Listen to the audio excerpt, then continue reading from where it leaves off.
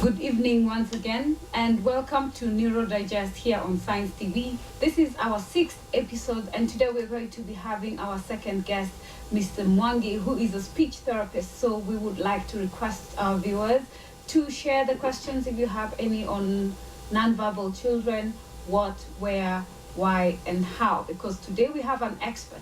I know we have touched on some of these issues in the previous episodes as some of the signs and symptoms of neurodiversity, and we are not forgetting that as we go live, we have our sign interpreter, Maureen Maitha, and she will be our sign interpreter for today.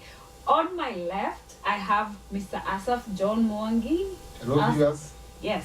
So we shall be diving into the topic of speech therapy and why it is done and what is the benefit. And he will explain to us, since he's the expert and he's a teacher of special needs children, he can explain to us more about this topic. I know we just touched on it, but let's hear it from the expert. Karibu sana, Mr. Asaf. Thanks very much. Okay, you can start by informing the viewers who you are, where you do, what you do, exactly, all of that and more. Okay, thank you, Science TV, for giving me this opportunity to talk to the viewers, especially the people, or the parents, teachers, and other professionals who work with children in the spectrum. My name is Asaf Mwangi. I'm a teacher, and I'm also a speech therapist. My first degree is Bachelor of Special Needs in Education, Master's in Speech and Language Therapy. Good. So at least he knows what we're going to ask, and we know he has the experience because he works in a school and he handles our children. Actually, he's Andrew's speech therapist, and I can say I have seen a lot of progress in the past 1.5 years, right? Yes. That he has been with him. And we'd like to know, first of all, how does this issue of children being nonverbal come about? Like what is the cause, or how do we explain it in layman's language? We say nonverbal or lack of speech, or we have things like echolalia and all of that. So would like to have you elaborate to the parents and all our viewers, like, how does this happen? How come it comes about as one of the signs and symptoms of neurodiversity? Karibu. Yes, thanks very much, Mora. When you talk about autistic child, and we talk about the speech and language, we forgot to go deeper and we talk about the communication. Okay. Because when you talk about the speech and language, the umbrella term is what we call the communication. Okay. And in the definition of what is autism, what comes up is difficulty in communication. Okay.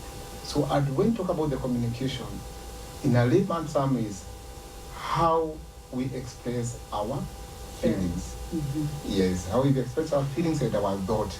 So it must have from a listener to the speaker. Okay. So for you to communicate, you must be able to have a listener and a receiver. And when you talk about the communication skills, that's where we should be starting from. All right. That most, not all of them, okay, but most of the learners with autism, they have difficulty in communicating their feelings, their ideas, their opinion, their words, and their wishes. Okay. Yes. So now, when we say they have difficulty in communication, because the one thing I usually don't quite get to understand is a child can sing, right? But they cannot have a conversation with you. But if you put on music, they understand the rhythm, they can sing along to that. But when it comes to engaging them, like having a conversation, the way I'd say, how was your day? You know, and then now they process that and like, give me feedback. That's what you're saying, communication is among two people. Yes. So what seems to be the challenge? Like that, what is it that is not happening, that they're not able to actually process what you're trying to tell them? Good.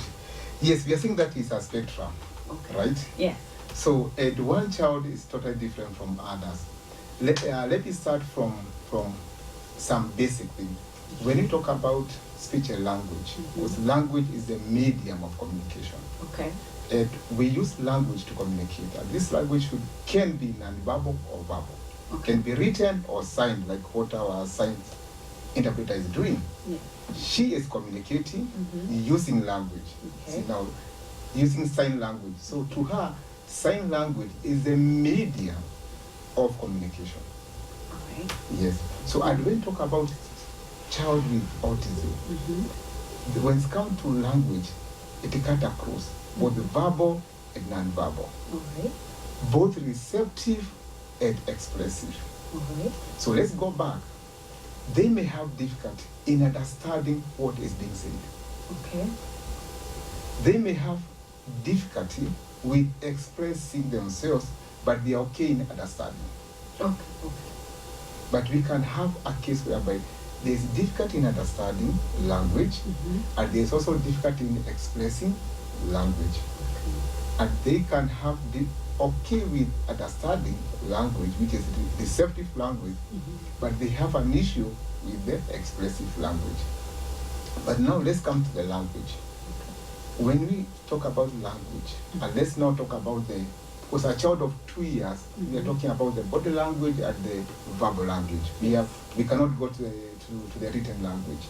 Okay. And we see that this child, especially what we call, let's go back to the types of the spectrum, because we know that there is the classic autism, and there is the high functioning autism. And these are two different things. And they manifest differently when it comes to the speech and language. Okay.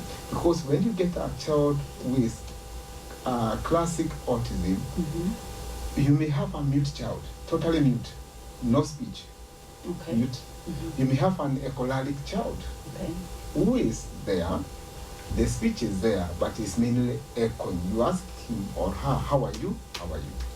Okay, so because we have, for me, I understand what echolalia is, and I know we had put it out on our Facebook page, and it speaks what it is. But for any new viewers or any parent who does not understand what echolalia is, could you kindly elaborate what is echolalia?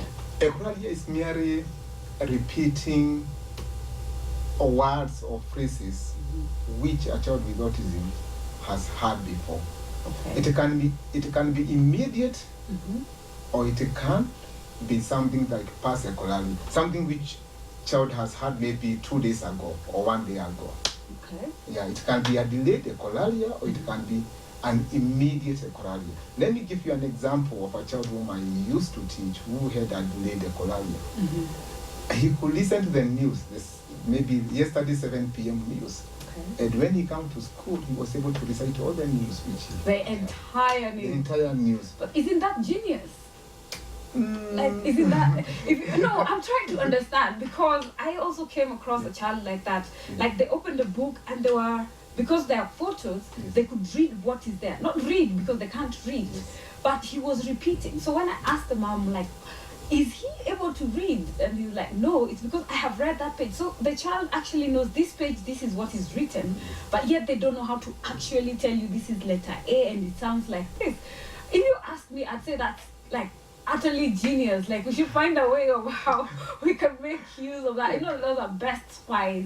If I was to give them a JD, I'd think of a spy who, or a recorder, where you want to walk in somewhere and you need to play back everything, but then you don't want to be caught with the gadget. I'd actually take an autistic child who is echolalic to go and do that job for me. To me, it's something what we call the super memory. Okay, all right. Because they're able to memorize even where the full stop was. And even the presenter coughed, they'll cough at that time.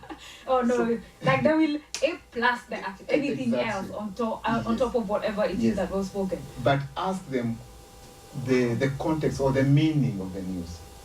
All right. They have no idea. So the processing of what they have heard is the challenge. It's not that they are not hearing. They can hear, but processing the meanings is not there. What we call now semantic part of the semantic part of communication. Yes, of communication, knowing the meaning. But they are able. It's just like what you had asked before about they are able to sing. I myself can sing Ohangla. I can sing along, but do I know the meaning of those words? No, you don't. No. Yeah. I can sing the Congolese lumba, those French songs. Yeah. I can sing along. Yeah. But do I know what they mean? No, not most of the times you don't know. Yeah, I don't know. Yeah. So you see. Yeah. But can I be able to communicate in French? No. No. Can I be able to communicate in Lingala? No. You see, can I be able to communicate in Luo? No. But I can sing a Hagla song. So the part of the brain which deal with the music and the part of the brain which deal with the communication is totally different. Okay. Because for the music has to do with some emotional aspect of it. Okay. And also memory. You have to remember this word. And the way the song is, the way the words are read, they'll never change. Yeah. And singing is not spontaneous. But when it comes to the communication, it's very spontaneous. You come and ask me, how was school? Yeah, you need to process how school was and give me feedback. Yes, and how school was yesterday is not the way it was today. Yes. But if I sing the song Baba Black Sheep, the way it was during our dad's time, it's still the same. The same one. Maybe the visuals. Yes. Wow. Yeah. Okay, that's quite interesting. And I like the way you have explained that the different types of communication, that is me, the receiving, processing, and actually engaging, so that the child has to first process it before they can give you feedback. And that's where the challenge is most of the time. So when it comes to now written speech, is that like how long tentatively would we get worried as parents of children who are not non-verbal, meaning that they don't have speech, right? And how long should I give my child before I get extremely worried? Because we know we have, like, for example, Bradley started at 3, Andrew started at 5. Yeah, Daniel, my firstborn, by I think the second year he was already talking. So right now, I'd mentioned this last time, when I see a 2-year-old child talking, it's something that I get so shocked over because I cannot relate to that. So when should a parent get worried, like really worried, and start looking at either going for therapy or seeking help? At what point in the child's development should they do that? Yeah, it's a very simple but a complex question, yeah? Okay. Any typical child, if a child by 2 years they are not able to converse, then there's an issue. Okay. And having a child who is not able to communicate, it does not mean that they're in the spectrum. It could be some other issues. All right. Yes, but it also raises a concern. If a child is not able to get the eye contact, we know that the simplest way of communication is an eye contact. Okay. If I talk to you when I'm looking down, how would that be? Even if I'm so fluent, how would that be? I feel disrespected most of the time. Yes, I feel disrespected. But we can communicate just by eyes, using the eyes. So a child of 6 months, even some few months, they look upon their parents, they try to reach their parents, yes, and they make an eye contact by 4 months. So if you see that a child is not giving you the eye contact, and sometimes they give but they cannot be able to maintain the eye contact, then there are some few question marks. Okay. Yes. So that is the very first thing, very first form of communication between a mother and the parents and the child is eye contact. So that's the first thing we should. The minute we note that there is no eye contact, that's a red flag. And by the time it gets to 6 months, there is no improvement. Mark another red flag. By the time it's 2 years, now consult and have see a specialist. Okay. Then there is this other story about looking still at the communication aspect of it. We have had very many misdiagnoses where we have children being taken for surgery or being assumed to be deaf. So as a parent, when I'm engaging a child and I'm not getting any feedback, that means they're not looking at me or they're not answering me back. And we've had cases where they're totally not emotional. They can't even, like when you do tickle, they don't even smile back or anything. Yeah, those are some of the beginning signs and symptoms we're being told to look at. So as a parent, how do we tell apart between a child being deaf and a child having delayed speech? Good. In communication disorder, because I'm still going back to the foundation, the roots. Okay, the roots of the communication, yeah? When we talk about the communication disorder, we divide it into 3 areas. Okay. And the very first thing is the hearing. Okay. If you can't hear, you can't speak. Okay. If you cannot speak, you can't be able to develop the speech and language. Okay. So we have to rule out the issue of the hearing. And when we talk about the hearing, we don't mean that the child is deaf. Okay. Because the hearing has its own graph. Okay. We have the mild, moderate to the profound. Okay. If a child is has a moderate hearing loss, what will happen? They may not be able to hear the way we are speaking it. A normal conversation, they get lost. Okay, like is it about the tone or is it about what? The decibel, the loudness. Oh, the pitch. The pitch of the okay. If a child is severe it's moderate to severe, they can only hear a sound like a bang of the door or a helicopter passing. Oh, wow, okay. So the way we are talking, a child with a moderate to severe hearing loss may not be able to hear. And also we also have all the speech sound. We know that the speech is made of sounds. Words are made of sounds. Yeah. There are some low frequency sounds like boo, poo. Those are low frequencies. So the O part of it is what is low frequency. Yes. But now when you go to the high frequency, like said, there's some children who may not be able to hear. So the hearing test at which level the child is able to hear. Okay. And which frequency sounds the child is not able to hear. So that frequency, I'm learning today. You see, I'm actually taking notes. Yes. Today I'm a thorough student. So there's the high frequency sounds. So you may ask a child to say the word spoon, and they are saying spoon. Oh yeah, I've experienced that. That yes. I can attest. But it's to, because they cannot hear this. So what do I do? Do I increase the volume when I'm saying this? That's why it's good to rule out the hearing loss. And it's only in Africa, but in other developed countries, after giving birth, about 8 months, the child should go for hearing test. Really? But there is free. So yes, yeah, for us we have to put it on the budget, like we have this. And after some few months also, there's another screening which is free. Okay. In the kindergarten, like in US and UK, they also do those tests, the hearing test. Oh, before enrollment, that is. Even if the child is there, I think they do about three it's some few months after birth, and after some few months, yes. But they do it. It's catered for by the government. Yes. We just hope and pray that one day we will get there. I would like to take a break and actually process all of this, then I can at least realign myself. So thank you, viewers, for those joining us live on Facebook. Thank you for joining us. Those who are at home, thank you for joining us. We're talking to Mr. Mwangi Irungu Asaph. He is a special needs education teacher and a speech therapist at that. With me, my interpreter is Maureen Maitha and myself, Sylvia Moramo Chabo. Kindly send us your questions either on Facebook or you can SMS us on 20508. I'll say that again, 20508. So send us your questions so that we can engage Dr. Rimo and get to know exactly what we look out for and anything that he could have said that you'd like to be expounded, because we're here for you. So see you shortly and stay tuned. Don't go far away. Thank you.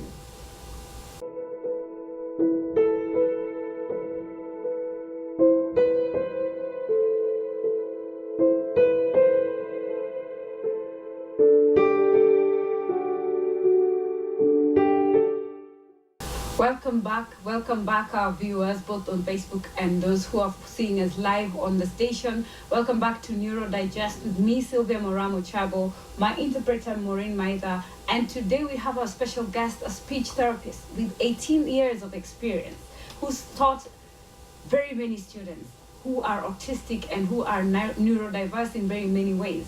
We have Dr. Mwangi Asaph Irungu, who's taken us through the basics of what communication and speech is. Today I learned that there is a difference. To me, it was always the same. So I'd like to take him back a bit to, we had discussed earlier that there are different types, or rather, the spectrum of autism is segmented into like 3 sections. The low functioning, high functioning, and the medium. We're trying to change the narrative to say the ones who need more support, who need less support, and those who might not need a lot of support per se, right, Dr. Ari? Yes. So engagers, how is speech related with now the entire spectrum on that side? Thank you, Sylvia. I'm not a doctor, I'm a therapist and a teacher. For us, a therapist is a doctor, and we shall live by that. Yes, Maureen? Yeah, according to DSM-5, Okay. Diagnostic Statistical Manual 5. Autism, which is a spectrum, has been divided into some few areas. And one is the autism, the one which we know, which is called the classical autism. Okay. Whereby the main difference between this one is the cognitive level is low. Okay. They take time to acquire what we call adaptive behaviors. Okay. And most of these children, half of them, they are mute. Okay. Adaptive behavior. Like, we don't want to lose our audience. Yes, adaptive behavior means that ADL, activity of the daily living, like yes. dressing, brushing teeth, using the toilet. Okay. So the basic things we take for granted. Yes. Okay. Yeah, we take for like they waking need up. to develop in areas Alright. which a typical child does not believe. Okay. Yeah, that's now the common classical autism child. Okay. Most of them are mute, and some also have a club. Alright. Which now, what we are saying about high functioning is what also we call the Asperger's syndrome. Okay. And when talk about the Asperger's syndrome, the developmental even in language is okay. Up to a level when they go to maybe 4 or 5 years. Alright. When now, because their main issue is not the communication, they're able to use the word, they know the meaning of the word, they're able to understand it, express themselves. But now the main issue is come now to the social use of language, or the contextual use of language, which we call pragmatic use of language. Okay. And when you talk about the pragmatic use of language, is to know what to say, when to say, and where to say it. So the people who just speak without filters, like they'll say whatever they think without minding your emotions, without minding how you will feel or what forum it is. So that is the high functioning. Yes. And you see this, they thrive well in most of the areas, and they can even fit in a regular school. Okay. Yeah, but they have some challenges, especially when it comes to the imaginative skills. Okay. I had a child whom was not able to imagine in year 7. So he was told to write about an essay that one day I was lost in the forest. And he wrote, I've never been lost in the forest. Because he could not have imagined. And you see, imagination also deals with the language. Okay. Let me just take that in. So we're saying that, I'm trying to imagine all the compositions when I was growing up that I was given. Like, I woke up in the morning, I had a band continue. So for them, that does not exist. The fact that you've actually prompted them that I need you to create this scenery. Yes. So that does not exist. Most of them have difficulty. Most of them. They have a difficulty in trying to imagine things. Because you cannot separate language and imagination. They still go together. Okay. Somehow. Yes. So the imagination part of our brain, how does it normally, there is like when you're trying to, let's say, solve a problem, and that takes that you need to try come up with the situation, like if this goes wrong, I picture myself that this has gone wrong, then get a solution around that. So that's the part that is challenging. But when it comes to the concrete issues, they are able. We're talking about facts. They are able. Yes. Yes, you give them a puzzle, they can sort it out. They can sort it out. And that's why some of them they are very good in IT, in the computer, in design. Okay, but now when it comes to the component of the language only, that's where now they have a difficulty. So when it's language plus, they are very good at it. Yes. Very good at it. I'd given an example of this actor called Sheldon in The Big Bang Theory. He's like a scientist. Like, he can tell you all the aspects of the table of, the scientific aspect, the chemistry, the eclipse, how the universe and what neutron and krypton and those very complex things that we see to be very hard to actually. I could say that's why we fail in our physics and and chemistry in school. But so this is a plus. Remember, I said earlier, I think they have superpowers. It's just that we look at it, we like them to focus on something different. They have a plus, but if you interact with them, you see that their communication will always lean to their own area of interest. So if I like this, you will talk about what I like. Talk about it. Okay. So if someone likes maybe cars, you bring about it was raining. Along the way, he will still bring the issue of the car. Yes, it's raining, but the car cannot pass through the mud. You see, so any conversation which you bring, it says go back to his own interest. Okay. See, now when in communication, still that is a big issue. Okay, because you need them to move out from what it is your comfort zone, and try and imagine a different scenario. Yes. And that's where they have the challenge. Yes, right? and also they also don't know the social cues. Like I'm hinting, like, you know, the way we try and communicate, yes. Like if I wink at you or I do this, that means let's go or something. They can't process even that. They have difficulty. Okay, they have difficulty, but it's something that we can train. You can train them or something. They must. You see, to another typical child, it comes just without. They just acquire. It's an acquired skill. Yes, but for them, they must learn that skill. Most of them, and they must be trained. So when, as a teacher in class, I believe you have a lot of work. I'm just trying to process all of these types. I'm trying to imagine. So as a teacher, I have to figure out this boy A is high functioning, boy B is low functioning. I have to custom make boy A's classes so that I teach him according to what he's strong and work on his weaknesses and all that. And then come to boy B still, if he's low functioning, try and improve him on the other side. So how hard, how easy is it to maintain these children? How many children do you have in a class, first of all? 7 at a sitting. So when you're doing your therapy sessions as a teacher, is it like you deal with, okay, I'll just develop, you'll allow me, because I'm always intrigued by how teachers have patience, memory, you know, like you have your own superpowers of your own. How, when you have all these children, is it that, do you cluster them? Like, these are the Asperger's, which you said is a high functioning type of autism, and then do you have like the mild autistics, and then you have the low functioning, then you deal with them and leave them with activities. But just dive us into your life, your daily life of teaching and speech therapy just a bit. And also when you're doing that, you can also let us know, like, how exactly do we train the children to be able to acquire speech, if it's not too early to dive into that? At your pace, teacher. Good, thank you. Now, here, when it comes to speech, and we are talking about, someone said, when you see one child in the spectrum, you have only seen one. Okay. Yes. So we do what we call individualized programs. Okay. So each child has their own needs. Because you see, in the spectrum, they also come with their own behavioral issues, which are totally different. And when it comes to a child in the spectrum, the speech therapy program is totally different from other neurodiversity. Okay. Because they have issues with social skills, they have issues with the sensory issues. Some come with issues of attention and attention. You see? Yeah. So a child comes with their own, his or her own package. So you deal one-on-one, like customize everyone their own. There's someone who just come with the speech issues. And let's go back, speech and language, they are also different. Yeah. When you talk about the speech, it's how the sounds which make a word. Okay. Speech is the sound. Speech is how you say words. Yes. Okay. And let me give you an example. When it comes to the speech, we have 3 categories. Okay. We have the articulation issues. So if I want to say banana, and I cannot say nanana, that's a speech issue. Okay. It's not a language issue. Okay, because I can say it. I can say it, so it can come out. It can come out. Okay.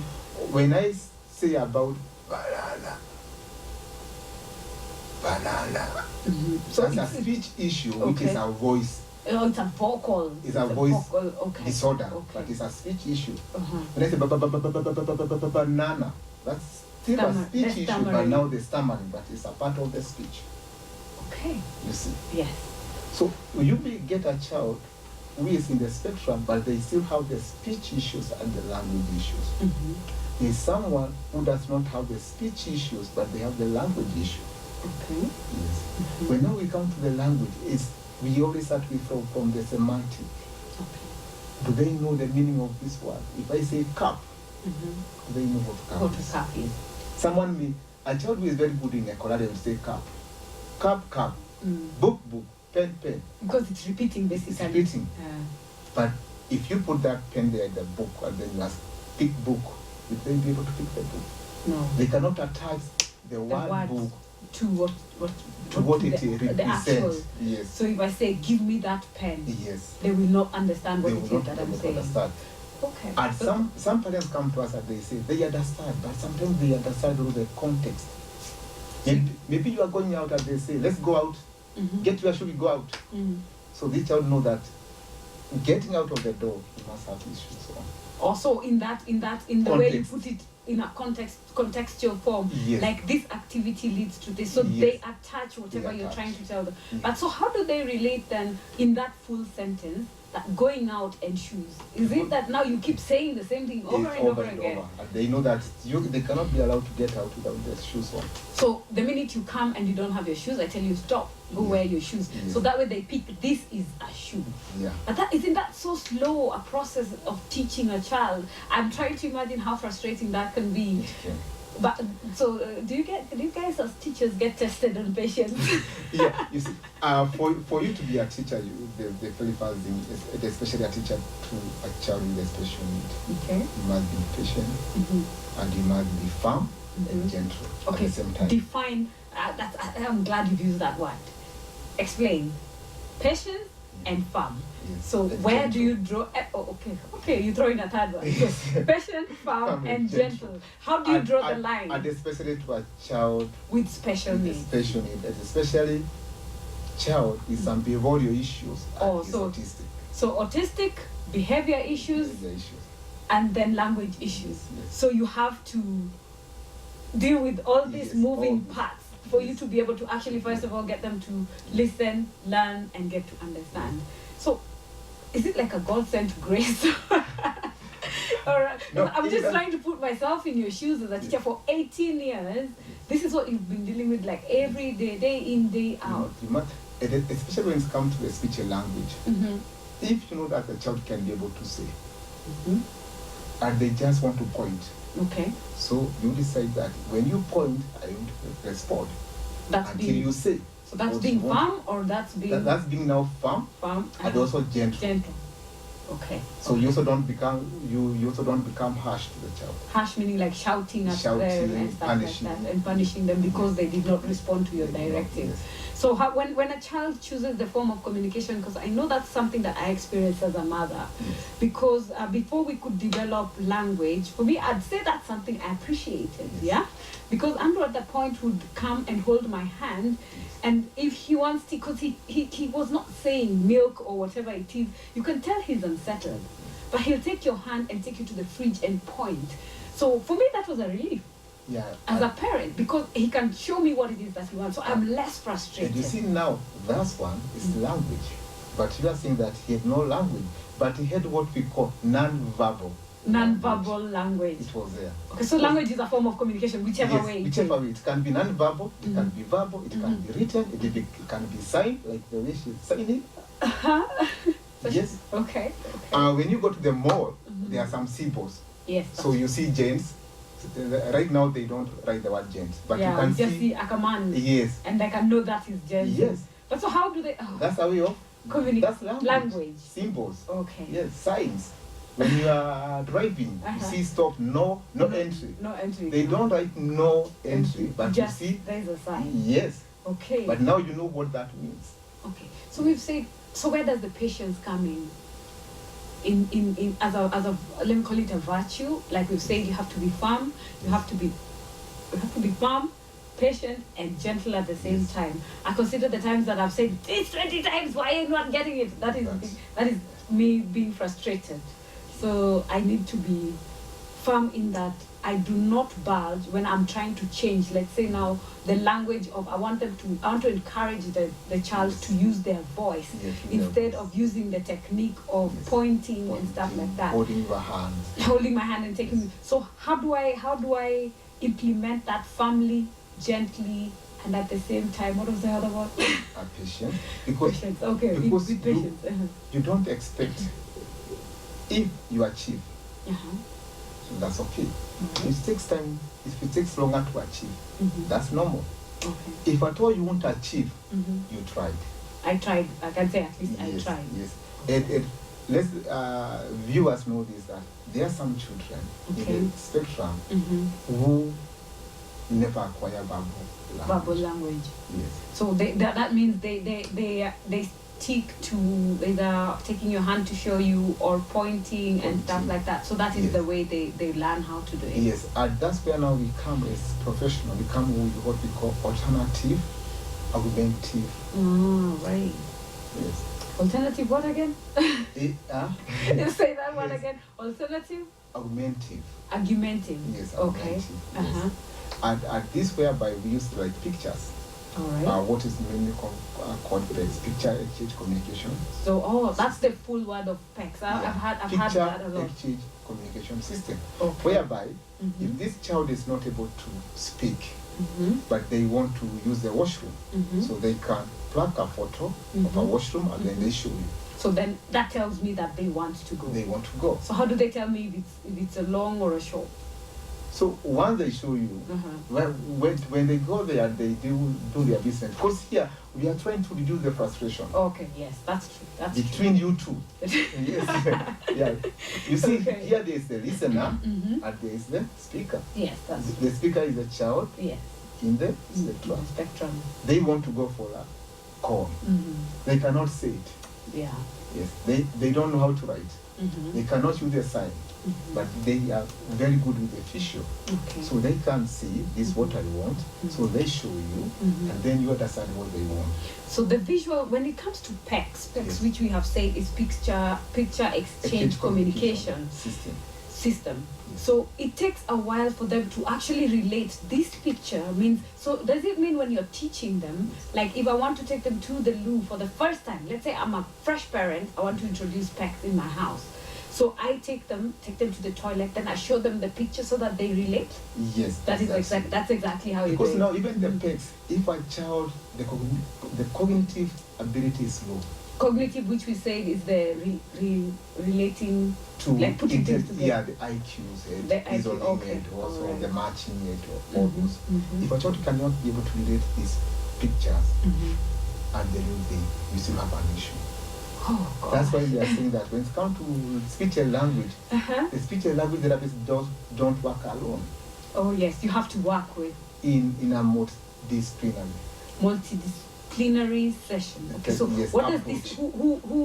Who exactly, when you're talking of not working alone, who exactly are we talking that we should be adding into the conversation when you're trying to Yeah. teach a child speech? Who else should be involved? You see, from the word go, we say that we have to rule out the hearing Yes. if we suspect. Okay. So you have to work with an audiologist. Yes. If there's some hearing loss, Mhm. however minimal, you still have to work with audiologists. Okay. So here, if there's some sensory issues, Mm-hmm. you have to work with an OT. So when we're talking about sensory issues, it's some of the things that we had said that they have, like, they hear things differently, see things differently, feel things differently. So when we have the children who, like, when we're discussing about pitch, yeah? So when we're talking about them having that they hear so much, like, it could be something, a low tone, but they hear it very expansive, right? Then we have those ones who hear even like a pin drop. They can still hear. So that's still part of Sensory. that is the sensory side, sensory yes. side of it. And, Okay. and you see, if a child has some high sensory overload, Mm-hmm. that they always block their ears. Mm-hmm. Mm-hmm. And we know for you to acquire language or words, you must hear this Yes. word. Yes. So the child is always blocking his ears. Yes. So will they have an issue with Yes. acquiring words naturally? Yes, Yes, they have. they will. So you have also to work with that. Sensory on occupational therapy. Yes, who deals with the sensory integration issues? Yes. Sensory integration issues. So that means they try to get them from that discomfort Yes. of hearing too loudly to try and bring it down to a regular. Let's call it Yes, regular. yes. But how can you adjust that? I know we have the earmuffs for cancelling excessive noise, right? That is one way, right? What is there any other way? Yeah, there's what we call AIT, AIT. auditory integration therapy. Okay. Yes. We have so many therapies, man. Just so many therapies. But I think it's only 2 people who are doing it here in Kenya. 2 out of the masses. We're talking of autism being 1 to 58. Yes, yeah. That's the numbers we're dealing with. So when we only have 2 in Kenya, so one to our children. Not one to our children, but that's a big problem. So I'd encourage the people who are in school, that is one of the areas you can actually try and get into so that we can be able to assist our children better. That means they'll be better integrated into society. And I'll ask a question. I'm looking at time is not on our side. And I think we might need a part 2 of this. Yes. Yeah? We have to. It's a big, it's a very big topic, my dear viewers, that we have seen. Because already I've just said about 2 types of autism. We've only touched 2. High functioning, which is Asperger's, and the classical autism. And the classical autism. And then there's the PDD, pervasive developmental disorder, not otherwise specified. Wow. Then we have the Reid syndrome, which is only affect girls. Yes. So how about we say to be continued next week? Is that fair? Yes. So next week, same time, same place. But before that, we had a question. A friend of mine asked, where do you study speech therapy and for how long? How much is the fees for the same? And in a classroom level, how can you help a child to develop speech? In a classroom level. Yes, because you are a teacher, so I think that was squarely placed, like your profession versus what exactly it is you're doing. Yes. Okay, let me first answer the first one. Okay. Right now, Kenyatta University is offering this course. Okay. But at a master's level. Only in master's. Only in master's Okay. level. But you can go outside Kenya, India, UK, USA, South Africa. You can do it. KU is a master's program of 3 years. 3 years. Yeah, there's 2 years theory, there's 1 year internship. Okay. Yes. Internship meaning you have to come to the school and actually work with the students. Mainly to mold the seniors with therapists, you must be attached to them. Because it's a more of a clinical course, so there must be an internship. Okay, I know we had touched a bit about with her last question about the classroom level, yeah? Yes. Is there anything that we should touch on, or can we make this for next week? What is your view? Is it something you can summarize just for her interest? The classroom level also always depend on individual and the type of autism and the level and other behavioral issues which are there. Okay. Let me give you can do also pairing. There's a boy with high functioning, so we have done the pairing. So we have picked typical children, 2 typical boys, to be with them. This child is in high functioning, and especially in what we call figurative language. This boy is able to communicate very well, but when it comes to the figurative language, like pull up your socks. Figurative language meaning? Idioms, metaphors. Oh yeah, the hidden meanings. The hidden meanings, yeah? Okay. So one day the teacher said, pull up your socks, and the boy went down to pull up his socks. Oh, so they oh yeah, instead of like you need to pull up your socks in your studies. So they don't quite get to understand, like break it down to the complex speech is something that they have difficulty dealing with. Yes, when it comes, they have what we call literal meaning. Any hidden meaning, give them difficulty. Okay. To try to unearth what that means. So if you tell me, give me the cup, that's easy. I know I go, get the cup, bring it to you. But the minute I say, like, the apple does not fall far from the tree, I have lost them totally. Lost them. Or you say that yesterday it rained scattered dogs. So they'll go looking for cats and dogs outside. Yes, okay, your life must be very interesting, clearly.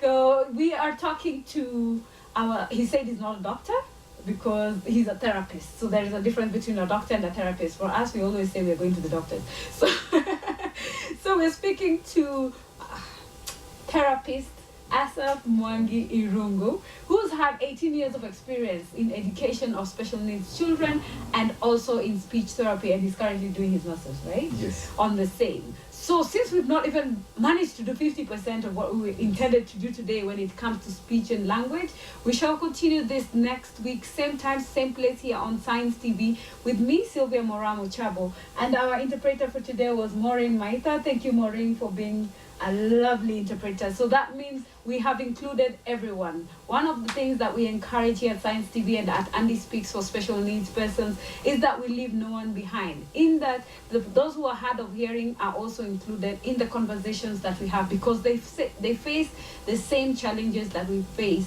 as persons who can actually hear. Don't forget, if you have any questions, you can talk to us on our Facebook page, Andy Speaks for Special Needs Persons. You can also talk to us on Twitter. My handle is Mora Sylvia or Andy Speaks 4. And on Instagram, you can send us a message on Sylvia Mochabo or Andy Speaks.